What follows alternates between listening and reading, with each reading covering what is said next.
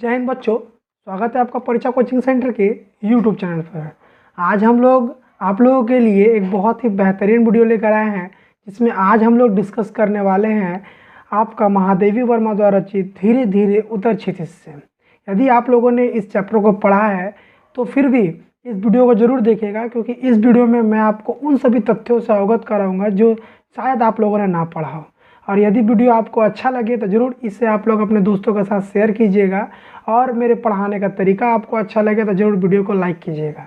ठीक है, इसी के साथ हम लोग स्टार्ट करते हैं आज के धीरे धीरे उतर क्षितिज के टॉपिक को। तो धीरे धीरे उतर क्षितिज से जो कविता है उसमें मानवीय अलंकार का प्रयोग किया गया है।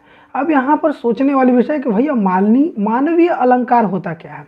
तो मानवीय अलंकार कहने का अर्थात ये तात्पर्य है मेरा कि जो मानवीय अलंकार होता है उसमें जितनी भी कविताएं रचनी होती हैं उसमें प्रकृति की चीज़ों को तथा ऐसी वस्तुओं को जिसमें कोई जान प्राण नहीं है, ठीक है, लेकिन उसको आपके समक्ष ऐसे प्रस्तुत किया जाना जैसे कि उसमें प्राण हो। जैसे कि अगर हम किसी वस्तु को लड़के के रूप में प्रस्तुत करते हैं, यानी उसके अंदर हम मानवीय गुण को देखते हैं।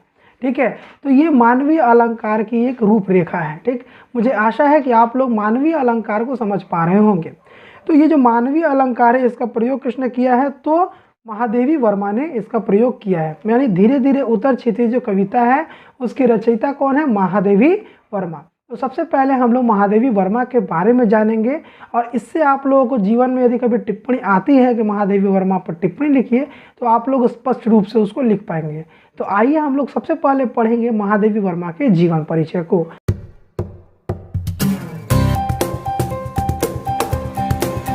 तो देखिए यहाँ पर महादेवी वर्मा का जीवन परिचय कुछ इस प्रकार है। महादेवी वर्मा को आधुनिक युग की मीरा कहा जाता है। वे हिंदी साहित्य की लेखिकाओं में सर्वोच्च स्थान रखती हैं। उनका जन्म सन 1907 में उत्तर प्रदेश के फारुखाबाद नामक नगर में हुआ था। ठीक है, इनका जन्म जो है 1907 यानी 23 मार्च 1907, आप लोग डिनोट कर लीजिए, 23 मार्च 1907 को इनका जन्म हुआ था उत्तर प्रदेश के फारुखाबाद नामक नगर में। उन्होंने प्रयाग विश्वविद्यालय से संस्कृत में एमए किया तथा प्रयाग महिला विद्यापीठ में प्रधानाचार्य नियुक्त हो गई। बाद में 1960 में वही कुलपति बनी। ठीक है, आगे बात करते देखिए, विक्रम, कुमायूं तथा दिल्ली विश्वविद्यालय में उन्हें डीएलएड की मानद उपाधि से सम्मानित किया गया। भारत सरकार ने उन्हें पद्म भूषण 1956 से अलंकृत किया। यानी इनको पद्म भूषण सम्मान कब मिला, तो 1956 ईस्वी में मिला था। ठीक है, यमा और दीपशिखा पर इन्हें भारतीय ज्ञानपीठ पुरस्कार मिला। ठीक है, पूछ सकता है यमा और दीपशिखा किसकी रचना है, तो ये महादेवी वर्मा की रचना है, और इन रचनाओं पे इन्हें ज्ञानपीठ पुरस्कार से सम्मानित किया गया था। ठीक है, 1987 या 1987 सन 1987 में इनकी यशस्वी कवित्री का देहांत हो गया। मतलब ये जो महादेवी वर्मा है उनका देहांत कब हुआ, 1987 में इनका देहांत हो गया। ठीक है, आगे बात करते देखिए, महादेवी सन 1929 ईस्वी में बौद्ध धर्म की दीक्षा लेकर बौद्ध भिक्षुणी बनना चाहती थी, किंतु गांधी जी की प्रेरणा से वे समाज सेवा में लग गई।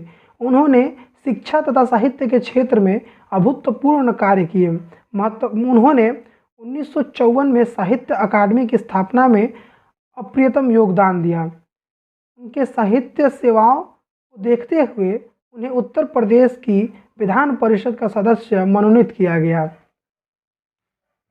अब उनके द्वारा रचित कुछ रचनाएं हैं जो हमें जाननी चाहिए और हमारे लिए बहुत ही इम्पोर्टेंट है। क्या है, महादेवी जी काव्य रचना इस प्रकार हैं, नीरजा, रश्मि, निहार, संध्या गीत, दीपशिखा, यमा आदि। ये सभी जो रचनाएं हैं इनकी प्रमुख काव्य रचनाएं हैं। ठीक है, अब इनकी जो गद्य रचना है कुछ इस प्रकार है। देखिए, अतीत के चलचित्र, स्मृति की रेखाएं, मेरा परिवार, पथ के साथी। इनके जो निबंध है वो कौन कौन सा है, श्रृंखला की कड़ियाँ, क्षणदा, संकलिप्ता इत्यादि। ठीक है, ये जो इनकी कुछ रचनाएं थी, काव्य रचना थी, गद्य रचना थी और निबंध रचना थी, ये तीनों में ही महारत इनको हासिल थी। और ये जितनी भी रचनाएं आपको मैंने यहाँ पर बतलाई हैं ये सारे के सारे महत्वपूर्ण और इम्पॉर्टेंट हैं। आप लोग जब एमए करेंगे, बीए करेंगे तो आपको इन सभी रचनाओं को पढ़ने का मौका मिलेगा। ठीक है, तो चलिए आगे बढ़ते हैं। देखिए साहित्यिक विशेषताएं, साहित्यिक विशेषता में क्या है, देखिए महादेवी वर्मा करुणा और मानवतावाद के भावों को प्रकट करने वाली रचनाकार हैं। उन्होंने जहां दीनहीन मानवता की मार्मिक चित्रण किया है, वहीं वहीं निरीह पशु पक्षियों का भी हृदय स्पर्शी वर्णन किया है। नीलकंठ, मोर, गौरैया गाय, सोना हिरनी इत्यादि ऐसे प्रभावी चित्ररेखा है जो ये पशु पात्र भी अपने सजीव व्यक्तित्व के पाठक को मुग्ध कर देते हैं। महादेवी की कोमल यानी महादेवी की कोमल लेखनी की स्पर्श पाकर ये मानव की तरह बोलने लगते हैं। उनके गद्य में यत्र तत्र विचारों की गहराई और मधुरता बिखरी हुई है। आगे देखिए भाषा शैली, महादेवी जी की पद भाषा अनूठी है। हजारों काव्यों में महादेवी का पद अलग से पहचाना जा सकता है।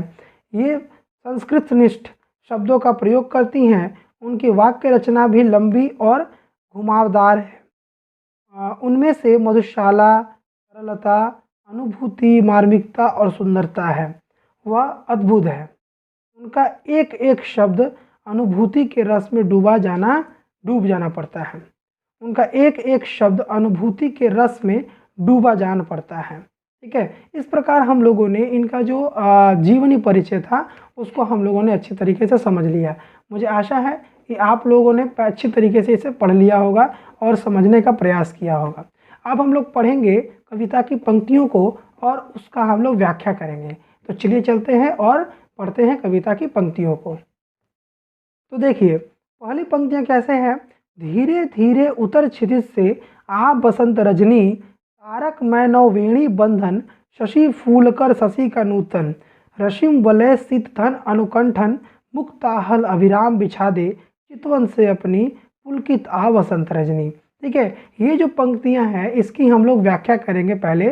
तो इसको हम लोग कैसे देखेंगे, सबसे पहले इसके कठिन शब्दों के अर्थ को हम लोग जान लेते हैं। देखिए क्षितिज का अर्थ होता है धीरे धीरे उतर क्षितिज से। ठीक है, तो क्षितिज जो है ये एक कठिन शब्द है। इसका जो अर्थ होता है वो होता है जहाँ धरती और आसमान का मिलन होता है। ठीक है, उसे क्षितिज कहा जाता है।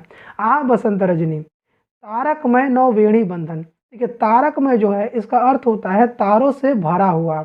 नव मतलब होता है नया, वेणी मतलब होता है चोटी, बंधन यानी होता है बांधकर। ठीक है, शीश फूलकर शशि का नूतन। ठीक है, शीश फूलकर, फूल यानी फूल होता है, शशि यानी चंद्रमा, नूतन यानी नया। ठीक है, रशिम वलय शीत धन अनुकंठन। बोले रशिम वलय मतलब होता है किरणों का कंगन। ठीक है, शीत मतलब होता है चांदी, घन यानी होता है बादल, अनुकंठन यानी होता है घूंघट। मुक्ताहल अभिराम बिछा दे। मुक्ताहल का अर्थ होता है मोती, अभिराम का अर्थ होता है सुंदर, बिछा दे यानी बिछा दे, वो तो आप जानते ही हैं। चितवन से अपनी, चितवन का अर्थ क्या होता है हृदय। पुलकित आ बसंत रजनी, पुलकित का अर्थ क्या होता है मुस्कुराती, और यहाँ पर बसंत रजनी तो आप जानते ही हैं। ठीक है, इस प्रकार हम लोगों ने इसमें जितने भी इम्पोर्टेंट जो हार्ड वर्ड था, मुश्किल वर्ड था, उसका हम लोगों ने अर्थ समझ लिया। अब इसको हम संदर्भ, प्रसंग और व्याख्या समझते हैं। पहले धीरे धीरे पहले इसको समझिए, उसके बाद मैं आपको आप स्क्रीन पर देख ही लेंगे, आप लोग उसे नोट कर लीजिएगा। ठीक है, समझते हैं इसमें क्या बोला जा रहा है। देखिए धीरे धीरे उतर क्षितिज से आ बसंत रजनी। ठीक है, महादेवी वर्मा यहाँ पर जो बसंत है, बसंत ऋतु है, उसे एक सुंदर स्त्री के रूप में चित्रित करते हुए कहती है कि हे बसंत रजनी, यानी हे बसंत रूपी नारी, आप उस जगह से धीरे धीरे उतरना जहाँ पर क्षितिज से मतलब क्या, जहाँ पर धरती और आसमान का मिलन हो रहा हो। ठीक है, और वहीं से आप धीरे धीरे इस धरती पर आइएगा। ठीक है, आगे देखिए क्या बोल रहे हैं। शीश फूलकर शशि का नूतन, रशिम वलय शीत धन अनुकंठन। महादेवी वर्मा कहती हैं कि जब आप इस धरती पर आए, ठीक है, तो आप में क्या हो, देखिए सॉरी ऊपर का लाइन एक छूट गया। तारक में नौ वेणी बंधन, शीश फूलकर शशि का नूतन। बोलती हैं कि जब आप इस धरती पर आए तो आपके सर में जितने भी आकाश में तारे हैं ना, वो सारे आपके बालों में गुथे हों। ठीक है, आप उन सभी तारों को अपने बालों में गूंथ कर इस धरती पर आना। ठीक है, और जब आप आए तो क्या हो, देखिए शीश फूलकर शशि का नूतन, जो फूल है, ठीक है ना, मतलब क्या, जो चांद है, उस चांद की जो रोशनी से निकलने वाले जो प्रकाश है उसका आप कंगन, क्या कंगन पहन कर आइएगा। शशिम वलयसित अनिकंठन मुक्ताहल अभिराम बिछा दे, ठीक है, मुक्ताहल अभिराम बिछा दे मतलब चारों तरफ आप मोती, जब आप धरती पर आए तो चारों तरफ मोती ही मोती हो, इस प्रकार आप मोती को बिछा दीजिएगा। चितवन से अपनी, हृदय से अपनी, पुलकित आ बसंत रजनी, और जब आप धरती पर आए तो मुस्कुराती हुई इस धरती पर आए, ठीक है। ये इस पंक्ति का अर्थ हुआ, ठीक। सब आई होप आप लोगों को बहुत अच्छी तरीके से समझ में आ गया होगा। चलिए इसका संदर्भ, प्रसंग और व्याख्या किस प्रकार लिखते हैं इसको हम लोग देख लेते हैं। तो देखिए आपके स्क्रीन पर दिखा रहा होगा, संदर्भ में क्या लिखेंगे, प्रस्तुत पंक्ति हमारी पाठ्यपुस्तक साहित्य संचयन के धीरे धीरे उतर क्षितिज से नामक पाठ से लिया गया है, इसके रचनाकार महादेव वर्मा है, ठीक है। आगे पढ़ेंगे, प्रसंग में क्या लिखेंगे, देखिए प्रस्तुत पंक्ति में कवित्री बसंत रजनी का मानवीयकरण एक सुंदर नारी के रूप में प्रस्तुत किया है और उन्हें धरती पर आने का आग्रह करती हैं, ठीक है। ये जो महादेव प्रसंग क्या है, प्रसंग में आपको ये पूरे जो पंक्ति है इसका अर्थ स्पष्ट करना होगा एक शॉर्ट फॉर्म में कि इसमें बताया क्या गया है, ठीक है। और संदर्भ क्या होता है कि कविता किस पाठ से ली गई है और इसके रचनाकार कौन है, इतना लिख देंगे तो आपका संदर्भ क्लियर हो जाएगा, ठीक है। ये क्वेश्चन आपका आता कैसे है, ये पंक्तियां दे देगा, आपसे पूछेगा कि प्रस्तुत पंक्ति का सब प्रसंग व्याख्या कीजिए, तभी आप इस प्रकार के उत्तर को दीजिएगा। और आपसे अगर पूछता है कि प्रस्तुत पंक्ति का व्याख्या बताइए, व्याख्या स्पष्ट कीजिए, अर्थ स्पष्ट कीजिए, भावार्थ स्पष्ट कीजिए, तब आप केवल और केवल व्याख्या पे हुई डिनोट करेंगे, वहाँ पर लिखेंगे, ठीक है। फालतू का उल्टा सीधा लिखने का कोई ज़रूरत नहीं है। जो पूछा जाए आपसे क्वेश्चन में वही आप उत्तर देंगे तो आपको सटीक और अच्छे अंक प्राप्त होंगे, ठीक है। चलिए आगे बात करते हैं, व्याख्या क्या है। देखिए प्रस्तुत पंक्ति में उन्होंने बसंत ऋतु की रात्रि का मानवीयकरण स्वरूप एक सुंदर स्त्री के रूप में प्रस्तुत करते हुए कहती हैं कि हे वसंत रजनी, आप उस जगह से इस धरती पर धीरे धीरे उतरना जहाँ पर धरती और आसमान का मिलन हो रहा है। महादेवी वर्मा बसंत रजनी से आग्रह करती है कि आप अपने बालों में तारों से जड़ा बालों में तारों को सजाकर धीरे धीरे इस धरती पर आना। वह चाहती हैं कि जब आप धरती पर आए तो आप चंद्रमा को अपने सिर पर फूल की तरह, फूल के रूप में धारण करें और उनकी किरणों की कंगन को पहने और सफ़ेद बादलों का घूंघट ओढ़ कर आए। वह कहती है कि जब आप धरती पर आए तो आपके हृदय रूप सुंदर मोतियों को पूरी धरती पर सजा दें।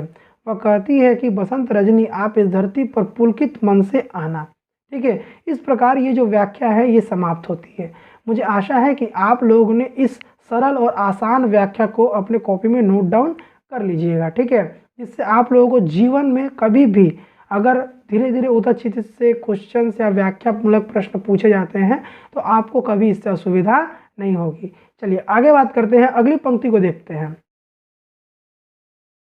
अगली पंक्ति में क्या है, देखिए, मरमर की समुद्र नुपुर ध्वनि, अली गुंजित पद्मों की किनकिनी, पदभर गति में आलस तरंगिणी, सरल रजत की धारा बहा दे, मृदु स्मृति से सजनी, विहस्ती आ वसंत रजनी, ठीक है। ये जो पंक्तियां हैं इसका सबसे पहले हम लोगों ने पढ़ लिया। अब इसका हम लोग जो कठिन वर्ड है यानी कठिन शब्द है इसके अर्थ को समझेंगे। तो देखिए, मरमर की समुद्र नुपुर ध्वनि क्या है।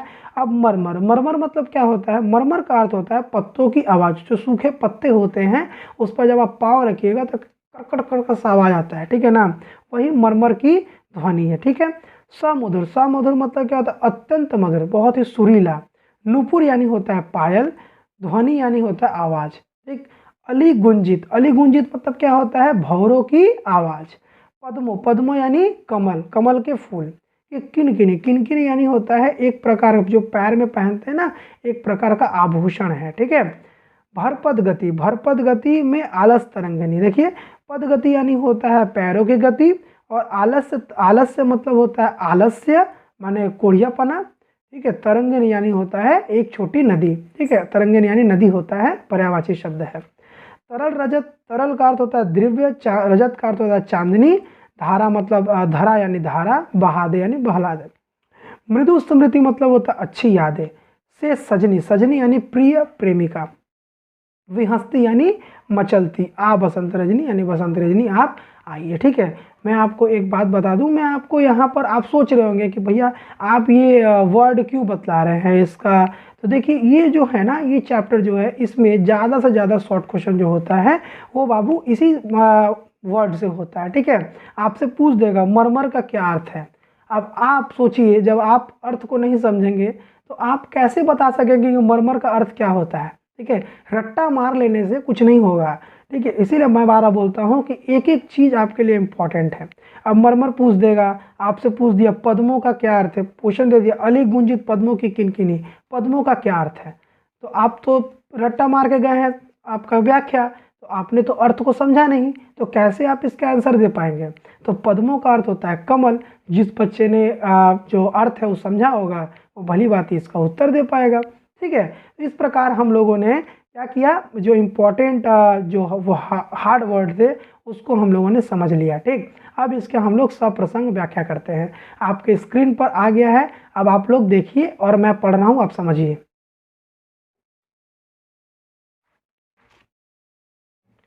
संदर्भ कैसे लिखते हैं वही चीज़ है।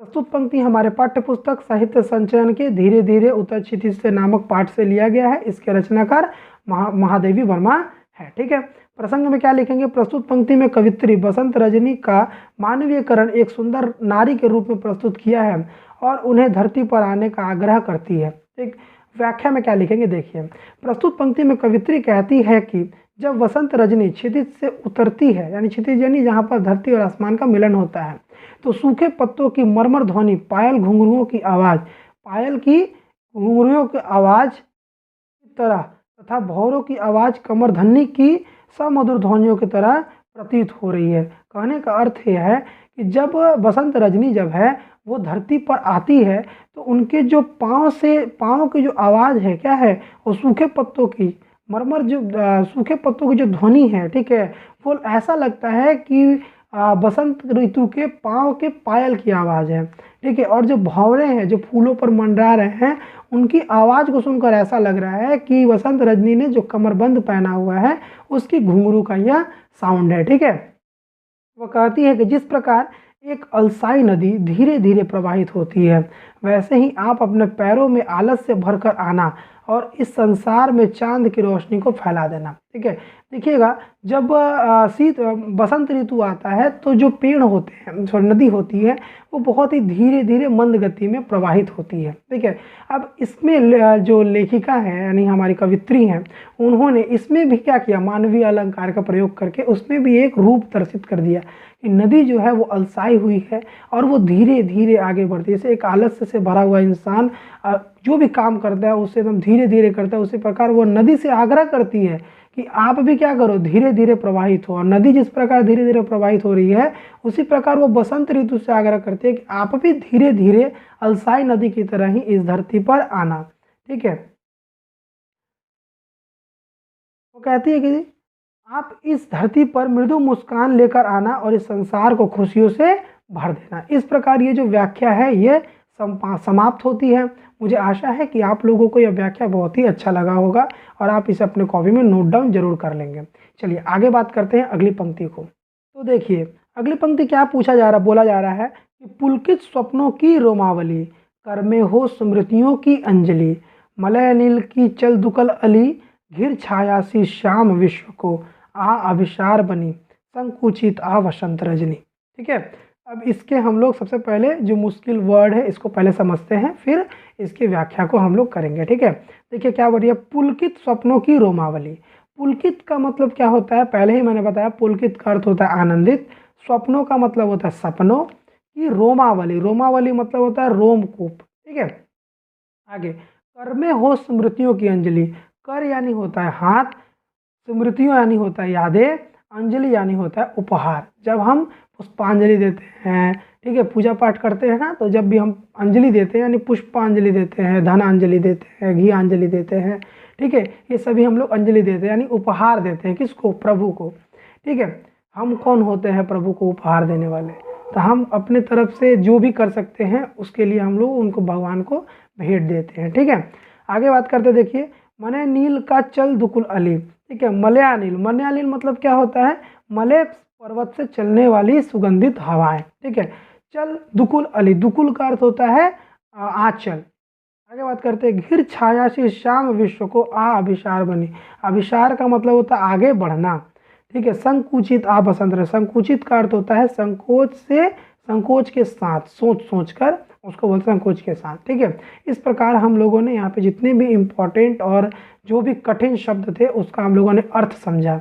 इसके बाद हम लोग इसको पहले समझते हैं कि इसमें बोला क्या जा रहा है, संदर्भ प्रसंग व्याख्या इसका कैसे हम लिखेंगे आपको समझा दिया जाता है। देखिए, पुलकित स्वप्नों की रोमावली, कर्मे हो स्मृतियों की अंजलि, मलयालम चल दुर्कल अली, घिर छाया से श्याम विश्व को आ विसार बनी, संकुचित आ वसंत रजनी। चलिए इसके संदर्भ प्रसंग और व्याख्या को किस प्रकार लिखेंगे उसको हम लोग एक बार देख लेते हैं। ठीक है, देखिए संदर्भ में क्या लिखेंगे, प्रस्तुत पंक्ति हमारे पाठ्य पुस्तक साहित्य संचयन के धीरे धीरे उतर क्षितिज से नामक पाठ से लिया गया है। इसके रचनाकार महादेवी वर्मा है। ठीक है, चलिए आगे बढ़ते हैं। प्रसंग में क्या लिखेंगे, देखिए प्रस्तुत पंक्ति में कवित्री महादेवी वर्मा एक यह कल्पना करती है कि जब वसंत रजनी धीरे धीरे इस धरती पर आएगी तो सपनों की एक स्मृति लेकर आएगी, स्मृति दे कर जाएगी। ठीक है, देखिए व्याख्या में क्या लिखोगे, महादेवी वर्मा जी कहती हैं कि जब आप इस धरती पर धीरे धीरे उतरे तो आपके पास सपनों की रोमावली हो और आप अपने हाथों में मीठी स्मृतियाँ यानी यादों की अंजलि यानी उपहार लेकर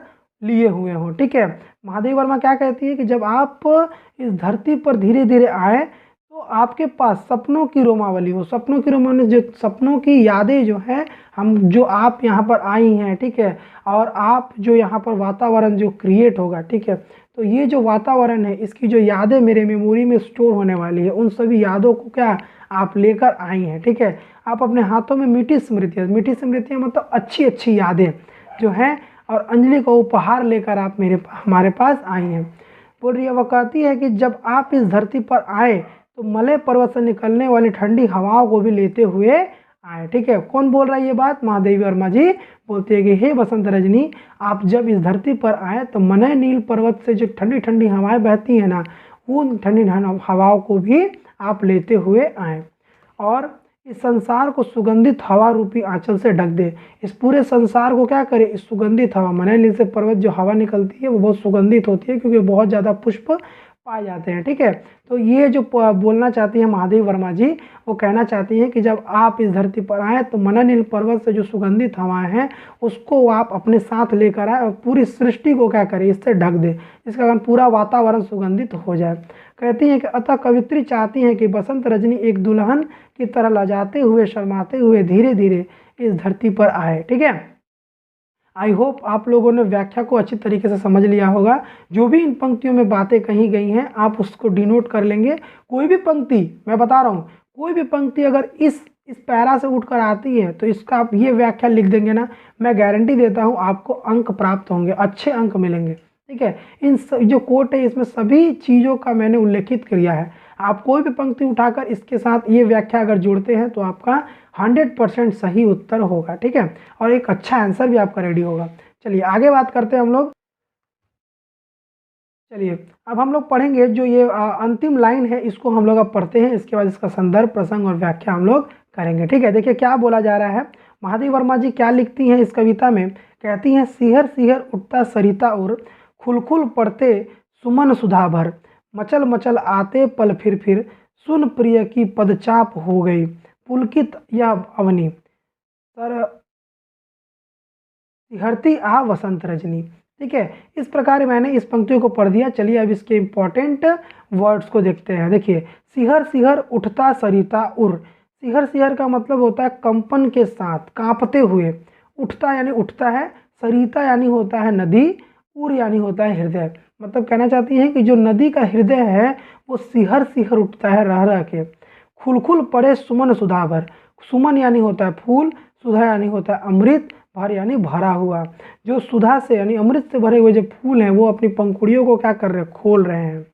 मचल मचल आते पल फिर, मचल मतलब घूम घूम कर फिर आते हैं। कौन, सुन प्रिय की पदचाप हो गई। सुन प्रिय की पदचाप मतलब जो भौरे होते हैं वो क्या कर रहे, मचल मचल के फूल की तरफ आकर्षित हो रहे हैं। उन्हें ऐसा प्रतीत होता है कि उनकी प्रेमिका ने उन्हें क्या किया है, बुलाया है।